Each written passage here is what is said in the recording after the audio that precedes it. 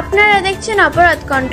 আমাদের সর্বোচ্চ গার্জিয়ান, প্রিয় নেতা, প্রিয় নেত্রী জনাব অ্যাডভোকেট সিং সুমাইয়া এই এলাকার সমস্ত উন্নয়ন করবে, এই কথা রাখলাম। পাশাপাশি বলতে চাই, আমি জীবনে আপনাদের কাছে কোনোদিন কোনো কিছু চাই নাই। আমি একটি করে ভোট আপনাদের কাছে ভিক্ষা চাইলাম। আমি ইলেকশন করছিলাম কমিশনার, 10 বছর আগে সরকারি নির্বাচন করেছিলাম, কোনোদিন ভিক্ষা চাই নাই। আমি ভালো এলাকার সরকার হিসেবে সকল মায়েদের কাছে, সকল বোনদের কাছে, সকল মুরব্বীদের কাছে ভিক্ষা চাইলাম। একটি ভোট, সবাই একটি ভোট দিয়ে বীরপুর প্রাইভেট স্কুলে আপনারা সর্বোচ্চ ভোট দানের শিশু দিয়ে আমাদের সেদিন ভাবি কুকুর ভাই, কামাল ভাই, ফারুক ভাইকে হাত শক্তিশালী করবেন। এই কথা বলে আমার বক্তব্য শেষ করছি। আপনারা 12 তারিখে খুব সকালবেলা সবাই ভোট কেন্দ্রে যাবেন। এইখানকার ভোট কেন্দ্রের ইতিহাস খুব একটা ভালো না। 17 তারিখে 17 বছর কেউ ভোট দিতে পারেননি, কিন্তু এই 12 তারিখে সবাই ধানের শীষের প্রার্থী জনাব খায়রুল কবির খোকন ভাইকে ছিল। উনি কিন্তু আত্মনির্যাতন সহ্য করেও আমাদেরকে ছেড়ে, নেতা কর্মীদেরকে ছেড়ে যান নাই। সেই কারণে আমাদের এত ভালো মানুষ খোকন ভাইকে আমরা আরো কাজে লাগাতে চাই। খোকন ভাই আপনাদের পাশে থাকবে সবসময়। সেই কারণে আগামী 12 তারিখ আমরা সবাই মিলে খোকন ভাইকে ভোট দিতে যাবো। হরণ করা হয়েছিল। আগামী 12 তারিখে আপনারা নির্ভয়ে নির্বিঘ্নে ভোট দিতে যাবেন।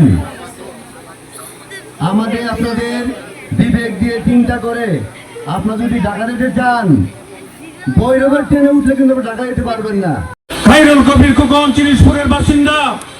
এই বীরপুর আগে এককালে চিনিশপুরে ছিলেন। উনি 5 ওয়াক্ত নামাজ পড়েন, আদর্শ ব্যক্তি। উনি কিন্তু আমাদের সমস্ত ধর্মের প্রতি ওনারা বলে গেছেন যে কত হিন্দু সমাজে উনি কিন্তু হরি বল দাড়ি পাল্লা টেনে তোল। এখন বন্ধুরা আমার, এই যে আমার সনাতন ধর্ম বন্ধুরা আমার, আপনাদের কাছে আমার প্রশ্ন, আমি মুসলমান, আমার হাতে কোরআন, আপনি হিন্দু, আপনার হাতে গীতা, কি ঠিক নাকি? এখন আমার হাতে যদি আপনি কোরআন তুলে দেন, আপনার হিন্দু ভাইদের যদি কোরআন তুলে দেই, আর আমি যদি আপনার কোরআন তুলে দেয়, আর আমার গীতা তুলে দেয়, কি হবে? বলেন, কথা বলেন, হবে? হবে না। আপনার ধর্মে আপনি বিশ্বাসী, আমার ধর্মে আমি বিশ্বাসী। আপনার হলো নরক আর স্বর্গ, আমার হলো জান্নাত আর হলো জাহান্নাম, কি ঠিক নাকি? হ্যাঁ, এখন এই জায়গায় হলো সমস্যা। তারা স্বাধীনতার যুদ্ধের সময় বিরোধিতা করেছে, মা বোনের ইজ্জত লুণ্ঠন করেছে, পাক বাইরেদের হাতে আমার মা বোনদেরকে তুলে দিয়েছে, তাদের ইজ্জত লুণ্ঠন করেছে। অনেক মৃত ব্যক্তিও ভোট দিয়ে লাইছে। তো এইবার যাতে মৃত ব্যক্তি আর উঠতে না যাইতে আমার দায়িত্বটা দিছে, এই লেগে আমি ভাড়া দিতেছি। কথাটা বুঝিনি ভাই? তো এইবার আর ওই সুযোগ নাই।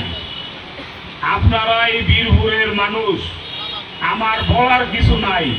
বীরপুর বউর একটা হুর, আপনাদের সাথে আত্মীয়তার এবং আমার যে মাছের আড়ত, এইখানে কিন্তু সমস্ত লোকই কিন্তু শুটকি মাছের সাথে ব্যবসার লোকে জড়িত, আমার বউগুলোর লোকে। তো সুতরাং আপনারা আমার বাবারে যেভাবে সম্মানিত করছেন, ভোট দিয়া চাইবার নির্বাচিত করছেন, খায়রুল কবির খোকন ভাইরে যদি একইভাবে সম্মানিত করেন, তাইলে ভবিষ্যতে কিন্তু দেশের উন্নয়ন সম্ভব নয়। তাই তিনি বলেছেন যে দেশের যে একটি ঘরের মা হচ্ছে তার প্রধান অভিভাবক। এই মা তার সন্তানের চিকিৎসার চেষ্টা করে, তার ছাত্রকে, তার ছেলে মেয়েকে স্কুলে পাঠায়, তার স্বামীর সেবা করে এবং নিজের সেবা করে। সেই জন্য আমাদের নেতা তারেক রহমান বলেছেন, এই মায়েদেরকে যদি বিএনপি ক্ষমতায় যায়, আমি নারীদের জন্য একটি ফ্যামিলি কার্ড করব, যে ফ্যামিলি কার্ডের মাধ্যমে আমাদের দেশের নারীরা 2 থেকে 2.5 হাজার টাকা পাবেন।